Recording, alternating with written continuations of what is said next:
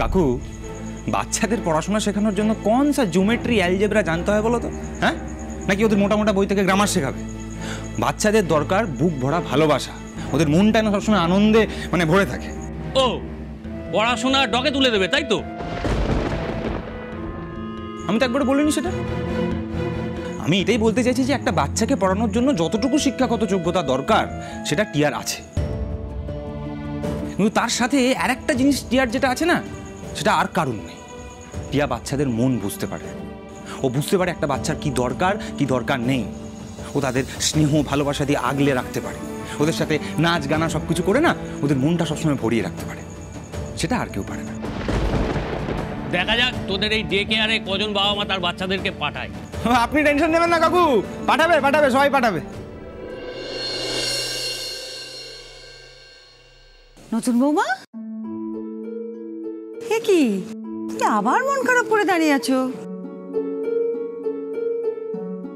না মা, আমি ভাবছিলাম যারা ওই পোস্টারগুলো দেখেছে তারা তো আর তাদের বাচ্চাদের এখানে পাঠাবে না বলো। মানে আমরা এত খাটছি, এত টাকা খরচা করছি, তোমার ভার ভেঙে আমরা যে টাকাগুলো লাগালাম সেগুলো জলে চলে গেল না তো? কিচ্ছু জলে যাবে না। তুমি কেন এত টেনশন করছো বলো তো? হ্যাঁ, তুমি এই লোকগুলোর কথা শুনছো? তুমি জানো আমাদের পাড়ায় অনেক বাবা মা আছে, তারা তাদের বাচ্চাদের আয়াদের কাছে রেখে অফিসে যায়। তারা যখন জানবে তাদের পাড়ায় এরকম একটা ডে কেয়ার হয়েছে, তখন তারা তাদের বাচ্চাদের আয়াদের কাছে না, এই ডে কেয়ারেই রাখবে। আর যখন জানবে বাচ্চারা ভালো আছে, আনন্দে আছে, তখন আর টেনশন কিসের? একদম তাই। আর বাবা কি করেছে জানো? বাবা এরকম একটা পোস্টার নিয়ে আমাদের শাড়ির দোকানের বাইরে টাঙাবে বলেছে। সেই দেখে কত বাচ্চা আসবে তুমি জানো? কি বলছিস? হ্যাঁ, এখন একদম মন খারাপ করে থাকবে না, অনেক কাজ বাকি। এই চলো তো ভিতরে ঘরটা সাজাই, তুই চেয়ারগুলো নিয়ে কাজ বাকি, সাবধানে তো। এসো মা, এসো। কি হলো, চলো। কি ব্যাপার বলো তো, দাঁড়িয়ে পড়লে কেন করে? ও এখন থেকে তো দেখবে আর জ্বলবে, লুচির মতন ফুলবে, আসতে যেতে মাথার উপর ঘন্টার মতন ঝুলবে। আমরাও ঘন্টা বাজাবো, কিশলায় কিশলায় ছুটি হয়ে গেছে, বাচ্চারা বাড়ি যাও। খুব তো চেষ্টা করেছিলে নোংরা নোংরা কথা লিখে পোস্টার বানিয়ে সেটে সেটে আমাদের নামে ধিধিক্কার ফেলে দেওয়ার, হ্যাঁ, আমাদের এই যে ডে কেয়ারের স্বপ্ন সব কেচিয়ে দেওয়ার। এরপর যদি দেখেছি না এসব করেছো, এসব চেষ্টা চরিত্র করে দেখো, এমন আড়ং ধলাই দেবো যে বিছানা থেকে উঠে দাঁড়াতে পারবে না। তোমাদের মতন ঘ্যার তারাদের পেয়ে জমি না কি করে টাইট দিতে হয় আমার জানা আছে। ওই যে পাশের থেকে বলো ছিড়িঙ্গেটাকে ভালো করে বুঝিয়ে বলো যে যেন আমার পেছনে না লাগতে আসে, বুঝেছো? ঘন্টা আছে, ঘন্টার মতন মাঝে টং টং করে, বেশি ঝামেলা পাকিও না। চলো তো দেখো করা। ছোট, অনেক বাড়াবাড়ি করছিস তুই। আমি তুমি কেন রেগে যাচ্ছ বলো তো? ওরা তো চাইছে যাতে আমরা রাগের মাথায় ভুল ভাল কোনো চাল চেলে ফেলি, কিন্তু এবারে আর আমি সেই ভুল করব না। যা করব সব প্রমাণ আমি লোপাট করে দেব। হ্যাঁ ঠিক বলছিস, মানে কোনো প্রমাণ রাখলে চলবে না, কারণ সে প্রমাণটা কিন্তু তোর ড্যাডকে গিয়ে বলবে, তাহলে কিন্তু তোর ড্যাড এবারে আর ক্ষমা করবে না, এটা কিন্তু মনে রাখিস।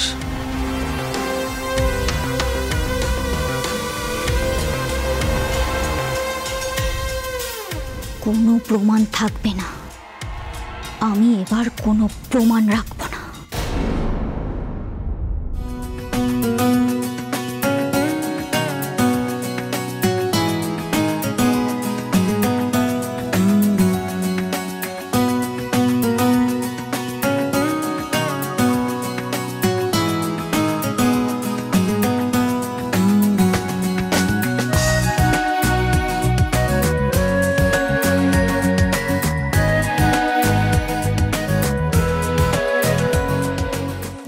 আরেকটু উপরে, আরেকটু উপরে।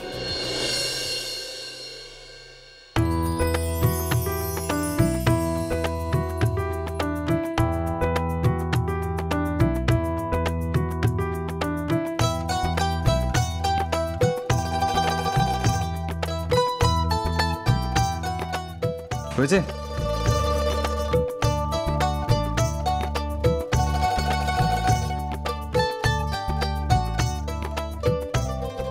এই যে সোলজারগণ, চা এসে গেছে, নিয়ে নিয়ে নাও যে যা, ঠান্ডা হয়ে যাবে। এই তুই করতে গেলি রে ডাবলা? তোকে কে ডেকেছে এখানে? সত্যি মাইরি, তুমি যে কি বলো না সত্যি? আরে বাবা, আমি হলাম গুরুর লেফট হ্যান্ড। Left hand? কি বললি?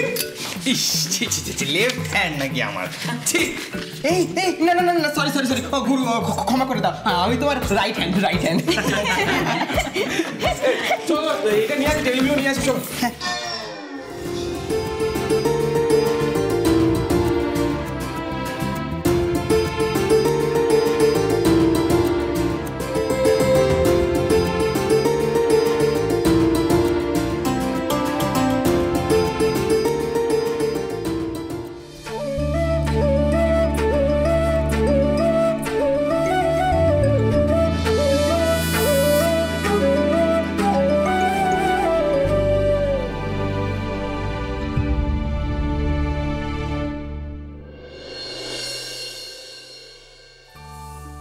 কি চমৎকার, কি সুন্দর দেখাচ্ছে।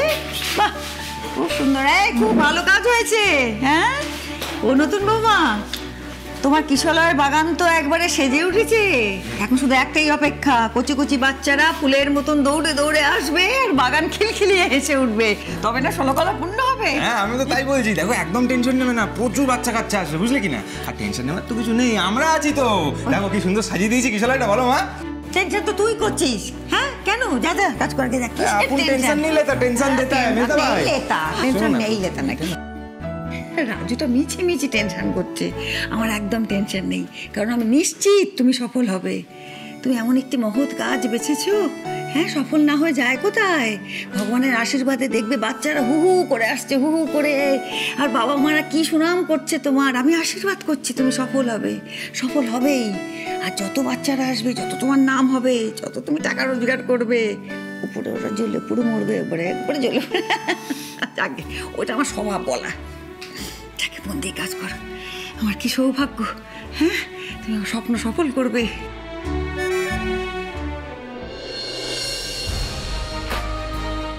হে মা রক্ষিকালী, আমার স্বপ্নটার সঙ্গে এই বাড়ির মানুষগুলোর অনেক আশা জড়িয়ে আছে। সেই আশাটা আমি যেন পূর্ণ করতে পারি। আমার স্বপ্নটাকে ভেঙে যেতে দিও না মা, ভেঙে যেতে দিও না।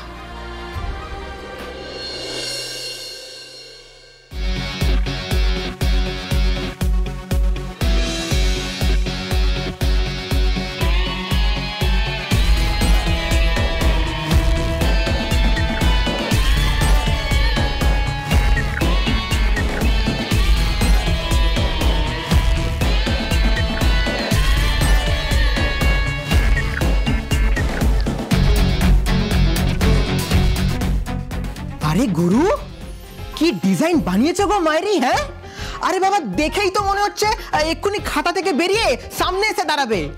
তারপর এই বাইকে চেপে সাই সাই করে পুরো ঘুরে বেড়াবো, বুঝলে?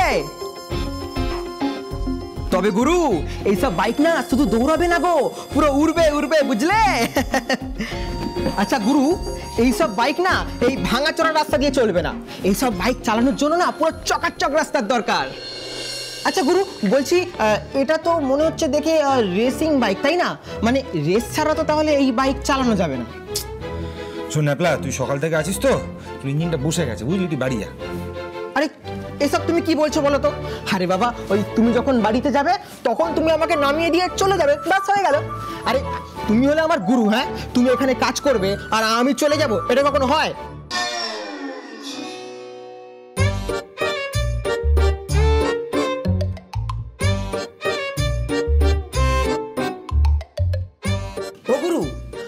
বৌদি তো তোমার জন্য ওই হালুয়াটা পাঠিয়েছিল গো, কই খেলে না তো? আরে দে দে দে দে, নষ্ট হয়ে যায়নি তো? আরে খাও খাও না, খাও, একবার খাও। আরে গুরু, কি গন্ধ বেরাচ্ছে গো, একেবারে দারুণ।